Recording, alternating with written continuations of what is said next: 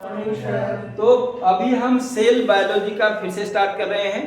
इसमें जरा सा सेल जो मेम्ब्रेन हम डिस्कस कर रहे थे उसका कुछ चीज़ बाकी है ना। जैसे उसका ट्रांसपोर्टेशन का पार्ट बाकी है, कुछ इन्वेजिनेशन का, और क्या क्या है थोड़ा देख लेते हैं, ठीक है। तो सेल में पहला हमने अभी आपको फ्लूइड मोजेक पढ़ाया था सिंगर निकोलसन का, तो उसी का पार्ट है ट्रांस मेम्ब्रेन प्रोटीन किसे कहते हैं या टनल प्रोटीन किसे कहते हैं। तो कह रहा है कि यह एक इंटीग्रल प्रोटीन है जो कि रन करता है लिपिड बाइलेयर के साथ, इसी को हम लोग ट्रांस मेम्ब्रेन प्रोटीन बोलते हैं। और इसका एक एग्जांपल है ग्लाइकोफोरीन्स, ठीक है ना। जैसे मान लो कि ये आपने देखा कि ये मेम्ब्रेन है, सुनिएगा जरा यहाँ पर, ये मेम्ब्रेन है और ये लिपिड बाइलेयर का बना हुआ है, लिपिड बाइलेयर है, समझोगे जरा यहाँ पर, ठीक है। और इसके अंदर में यह एक टनल प्रोटीन है, यह एक टनल प्रोटीन है। टनल का मतलब क्या होता है, इस पार से उस पार, है ना। तो मान लो कोई चीज यहाँ से यहाँ बाहर निकला, या मान लो कि कोई ऐसा है ऊपर से ऐसे आकर के और यहाँ पर नीचे आया, थोड़ा सा देखने में ऐसे करो, ऐसे, है ना। तो यहाँ से निकल के बाहर आया, इसको बोलते हैं हम लोग टनल प्रोटीन। टनल का मतलब क्या होता है, टनल जैसे सुराख बनाते हैं ना पहाड़ में, तो ये सही टनल है प्लाज्मा मेम्ब्रेन के अंदर, ठीक हो गया। तो ये टनल प्रोटीन, आप कह रहे हैं इंटीग्रल प्रोटीन का काम क्या है, तो कह रहा है सबसे पहले ये कैरियर प्रोटीन की तरह काम करेगा जब हम एक्टिव ट्रांसपोर्ट की बात करेंगे। दूसरा, टनल प्रोटीन के जो है वो जो हार्मोन है, तो भाई हार्मोन भी आएगा, एंट्री करेगा सेल के अंदर, तो उस पर रिसेप्शन का काम करेगा। रिसेप्शन समझते हो, रिसीव करने वाला। तो रिसेप्टर प्रोटीन फॉर कुछ हार्मोन, और रिकॉग्निशन सेंटर हार्मोन के लिए होगा, ठीक हो गया। एक लिपिड जो है अपना, वो काम क्या करता है, फ्लिप फ्लॉप मूवमेंट करता है, फ्लिप फ्लॉप मूवमेंट। ये फायरी एंड एडिटिविन ने दिया था, और यही जो है ये प्लाज्मा मेम्ब्रेन को इलास्टिक बनाता है, ठीक है। Invagination of plasma membrane, invagination का मतलब है, अब जरा समझिए, ये है आपका, मैं इसको फिर से बना के दिखाता हूं आपको। ये मान लो कि ये प्लाज्मा मेम्ब्रेन है, सब लोग देखोगे यहाँ, एक मिनट के लिए यहाँ देखो, प्लाज्मा मेम्ब्रेन है, ये इनवेजिनेट किया अंदर की तरफ, कैसे, ये मुड़ गया ऐसे, समझ में आया। इसी को बैक्टीरिया के केस में मीसोसोम बोलते हैं, और ये मीसोसोम का काम है एटीपी का बनाना, जो कि हमारे में माइटोकॉन्ड्रिया का काम होता है, ठीक है। ऐसे ही फंजाई के अंदर में इसको लोमाजोम बोल देंगे, इसको साइनोबैक्टीरिया के केस में लैमेलुसोम बोलेंगे, ठीक है बच्चों। तो ये हो गया इन्वेजिनेशन। अब देखो यहाँ पे कुछ सेलुलर जंक्शन है, जो कि हम टिश्यू के टाइम पे बताए थे, जब एपिथेलियल टिश्यू पढ़ा रहे थे, तो वहां पर हम कई प्रकार के जंक्शन बताए थे। तो असल में ये प्लाज्मा मेम्ब्रेन का ही मॉडिफिकेशन है। तो यहाँ पर भी हम एक बार लिस्ट आउट करते हैं कि डेस्मोसोम क्या है, यह एनिमल सेल के अंदर में दो सेल के बीच में पाया जाएगा, और ये वही है जो प्लांट सेल में प्लाज्मा डेस्माटा का काम करता है, ठीक हो गया। टाइट जंक्शन, गैप जंक्शन और इंटरडिजिटेशन, इसका एक छोटा सा फिगर यहाँ पर है, आप देख सकते हैं इसको, ठीक है जी बच्चों। आओ यहाँ पर, अब कह रहा है कि जो मुख्य काम है इसका प्लाज्मा मेम्ब्रेन का, वो क्या है, ट्रांसपोर्टेशन। अगर प्लाज्मा मेम्ब्रेन को आप समझो कि ये हमारी बाउंड्री है, और ये दरवाजा ना हो, गेट नहीं हो, तो आप इंटर आ पाओगे क्या, नहीं आ पाओगे। कोई खिड़की दरवाजा ना हो तो ना तो कोई हवा आ सकती है, कुछ भी नहीं आ पाएगा, ना कोई आदमी, ना। इसी प्रकार से बॉडी के अंदर जो सेल है, तो सेल की जो बाउंड्री है वो प्लाज्मा मेम्ब्रेन है। तो प्लाज्मा मेम्ब्रेन में बहुत सारे ट्रांसपोर्टेशन होंगे, आप गैस ले रहे हो, ऑक्सीजन ले रहे हो, CO2 छोड़ रहे हो, तो यह भी प्लाज्मा मेम्ब्रेन के थ्रू जाएगा। और आप खाना पीना खा रहे हो, डाइजेशन के बाद वह भी सेल के अंदर में जाएगा प्लाज्मा मेम्ब्रेन के थ्रू। तो मुख्य जो पार्ट है इस प्लाज्मा मेम्ब्रेन का, वह है ट्रांसपोर्टेशन। ट्रांसपोर्टेशन यहाँ 3 प्रकार के होंगे, ध्यान देना। कहा कि यह अगर बिना एनर्जी खर्च किए हुए ज्यादा कंसंट्रेशन से कम कंसंट्रेशन की तरफ आएगा, तो इसको बोलेंगे पैसिव ट्रांसपोर्ट, समझे, ज्यादा से कम की तरफ। जैसे मान लो अंबानी साहब ने किसी गरीब आदमी को दे दिया, तो ज्यादा पैसा से कम पैसा। कोई आदमी ऐसा सुना होगा, कोई भिखारी आदमी अंबानी साहब को 2 करोड़ का चेक दे दिया, नॉट पॉसिबल। ये होगा पैसिव ट्रांसपोर्ट। छत पर से पानी गिरना, है ना जी, बारिश होती है, छत पर पानी रहता है आपका, अपने आप गिर जाता है। या कोई आदमी लगाते हो भाई कि जरा छत पर बैठना है, बारिश होने वाली है, तुम जरा हटाना वहां से, ऐसा नहीं है पॉसिबल, ठीक है ना। तो ऊंचाई से नीचाई की तरफ, ज्यादा से कम की तरफ, समझे, तो इसको बोलते हैं पैसिव ट्रांसपोर्ट। मतलब यहाँ पर कोई एनर्जी खर्च करने की जरूरत नहीं है, ज्यादा कंसंट्रेशन है, ज्यादा सब चीज है तो ज्यादा से कम, इसको बोलते हैं ए लॉन्ग कंसंट्रेशन ग्रेडियंट।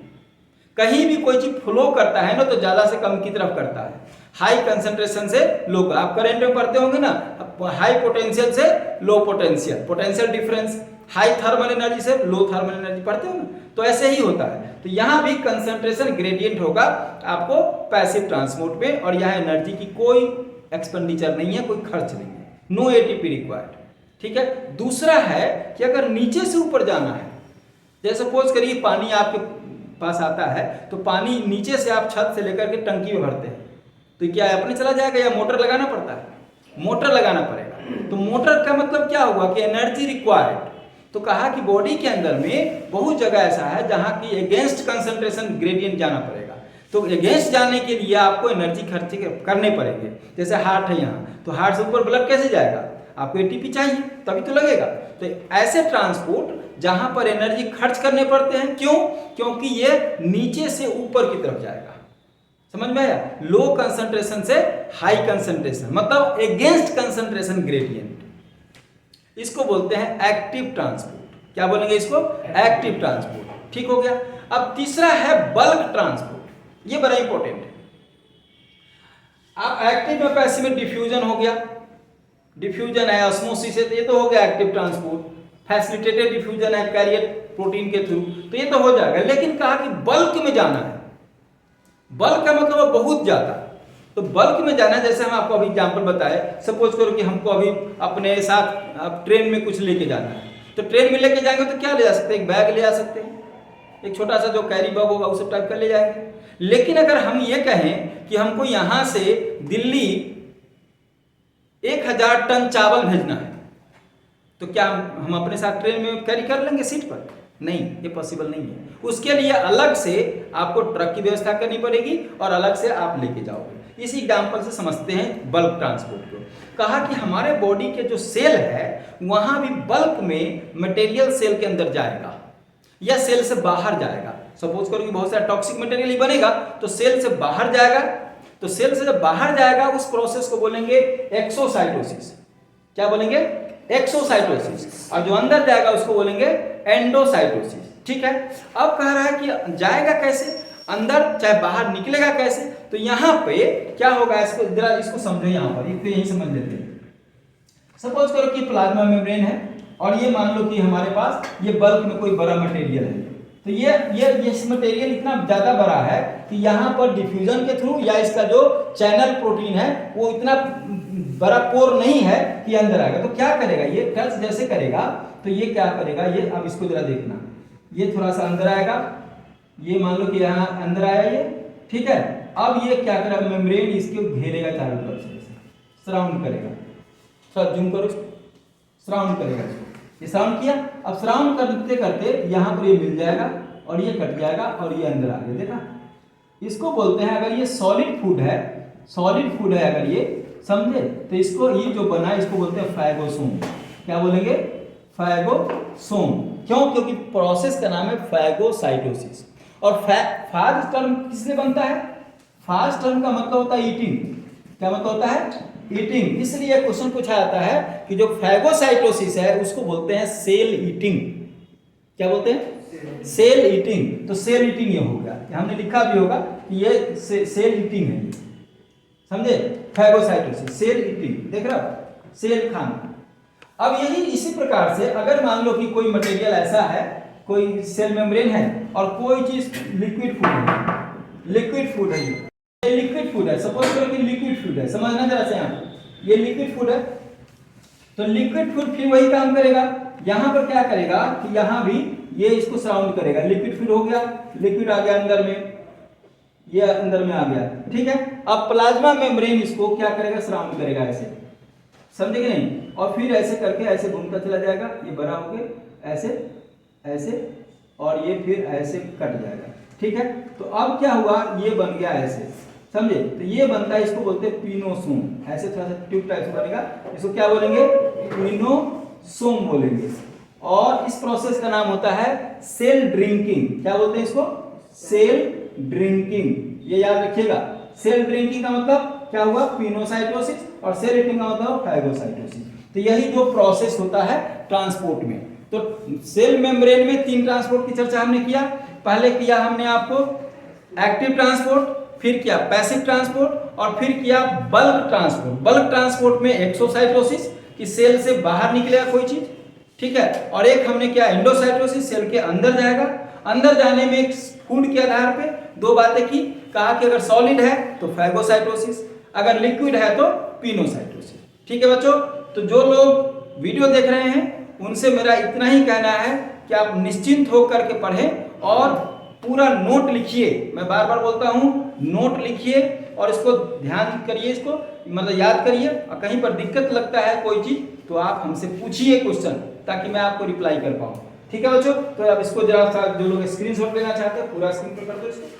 ठीक है, सेल मेम्ब्रेन के 2 boundary, cell wall and plasma membrane के सारे एस्पेक्ट को डिस्कस करने के बाद अब हम चलते हैं प्लाज्मा मेम्ब्रेन के अंदर का जो मटेरियल है जिसको हम बोलते हैं प्रोटोप्लाज्म। तो प्रोटोप्लाज्म का मतलब हुआ कि साइटोप्लाज्म एंड न्यूक्लियस। ठीक हो गया। तो साइटोप्लाज्म में सारे सेल ऑर्गेनेल पाए जाते हैं। उसमें पहला हमने लिया एंडोमेम्ब्रेन सिस्टम। क्या लिया? Endomembrane system. देखिए क्या है ये एंडोमेम्ब्रेन सिस्टम का मतलब ये है कि सेल ऑर्गेनेल वैसा जो आपस में कोऑर्डिनेट करके काम करता है। इसमें 3 सेल ऑर्गेनेल है और याद करने के सुविधा की दृष्टि से हमने इसको लिखा गर्ल सिस्टम। क्या बोला इसको? Girl system. मतलब एल से हो गया लाइसोसोम, ईआर से हो गया एंडोप्लाज्मिक रेटिकुलम, और जी से हो गया गोल्गी बॉडी। तो ऐसा ये इसलिए है कि ये तीनों ही एक दूसरे से रिलेटेड है। आप देखिएगा इसको एक एक करके। तो हम पहला देखते हैं एंडोप्लाज्मिक रेटिकुलम, फिर हम देखेंगे गोल्गी बॉडी, फिर लास्ट में देखेंगे लाइसोसोम। समझे? बल्कि लाइसोसोम बनते ही एंडोप्लाज्मिक रेटिकुलम से, और एंडोप्लाज्मिक रेटिकुलम से बनता है गोल्गी बॉडी। ये सब एक एक करके देखेंगे। ठीक है, तो पहले देखते हैं एंडोप्लाज्मिक रेटिकुलम को। एंडोप्लाज्मिक रेटिकुलम को जो खोज करने वाले साइंटिस्ट है वो इंडिपेंडेंटली खोजा पोर्टर साहब ने एंड थॉमसन साहब ने। क्लियर हो गया? टर्म किसने कॉइन किया एंडोप्लाज्मिक रेटिकुलम? पोर्टर ने। और अब देखो एंडोप्लाज्मिक रेटिकुलम कनेक्ट करता है किसको किसको? प्लाज्मा मेम्ब्रेन और न्यूक्लियर मेम्ब्रेन को। प्लाज्मा मेम्ब्रेन जैसे मान लो यहाँ न्यूक्लियस है तो ये इसको जोड़ने वाला भी आगे फिगर बना हुआ है। तो ये प्लाज्मा मेम्ब्रेन और ये न्यूक्लियर मेम्ब्रेन, इसको जोड़ने वाला ईआर। ठीक हो गया। अब कह रहा कि जब ये एंडोप्लाज्मिक रेटिकुलम प्रेजेंट होता है तो ये पूरे सेल को 2 भाग में बांट देता है। जो साइटोप्लाज्म उसको 2 भाग में बांट देता है। कौन कौन भाग है? एक है इंट्राल्यूमिनल, मतलब जो ईआर का ल्यूमेन है उसके, और एक एक्स्ट्रा ल्यूमिनल, तो ल्यूमेन के बाहर का, इसको साइटोसोलिक पार्ट है। इसको फिगर से समझाओ यहाँ पे। तो देखो यहाँ पे बच्चों ये सेल है और ये आपका न्यूक्लियर मेम्ब्रेन है। तो पहला हमने क्या कहा कि यह न्यूक्लियर मेम्ब्रेन और प्लाज्मा मेम्ब्रेन, ये प्लाज्मा मेम्ब्रेन है, मतलब यहाँ से प्लाज्मा मेम्ब्रेन है पूरा, तो प्लाज्मा मेम्ब्रेन और ये न्यूक्लियर मेम्ब्रेन। ठीक है ना? तो इसके बीच में है आपका ये एंडोप्लाज्मिक रेटिकुलम। पहला तो चाहिए हो गया। दूसरा कहा कि इसके अंदर में 2 स्पेस है। एक स्पेस ये है, जरा से मैं इसको शेडिंग करके दिखा देता हूँ। ये जो स्पेस है इसको बोलते हैं इंट्राल्यूमिनल पार्ट। क्या बोलेंगे? इंट्राल्यूमिनल पार्ट, मतलब ल्यूमेन के अंदर का जगह। और एक जो पूरा जगह है वो इधर वाला पूरा जो है जगह ये है ल्यूमेन के बाहर, मतलब एक्स्ट्रा ल्यूमिनल, मतलब साइटोसोलिक पार्ट। क्या बोलेंगे इसको? साइटोसोलिक पार्ट, साइटोप्लाज्म का पार्ट है ये। ठीक है बच्चों, तो ये हो गया। अब कह रहा कि एंडोप्लाज्मिक रेटिकुलम कहाँ पाया जाता है और कहाँ नहीं पाया जाता है। जहां पाया जाता है वो ज्यादा इंपॉर्टेंट नहीं है, जहां नहीं पाया जाता है वो ज्यादा इंपॉर्टेंट होगा, क्योंकि क्वेश्चन की जगह वही होगी। ये समझ लो आप। तो पहले समझ लेते हैं कि देखो ये 2 जगह पाए जाते हैं जहां जो मोर एक्टिव सेल है। मोर एक्टिव सेल कौन है आपका? लीवर, पैंक्रियाज, मसल, ये हम ज्यादा मात्रा में पाया जाएगी। और सिंपली जो पाया जाएगा सिंपल वो है आपका एडिपोज टिश्यू, जो स्टोरेज का पार्ट है। ठीक हो गया। अब नहीं कहां पाया जाएगा? स्पर्म में और ओवम में। ये दोनों ध्यान रखो। कोई पूछे स्पर्म में पाया जाएगा, ओवम में पाया जाएगा?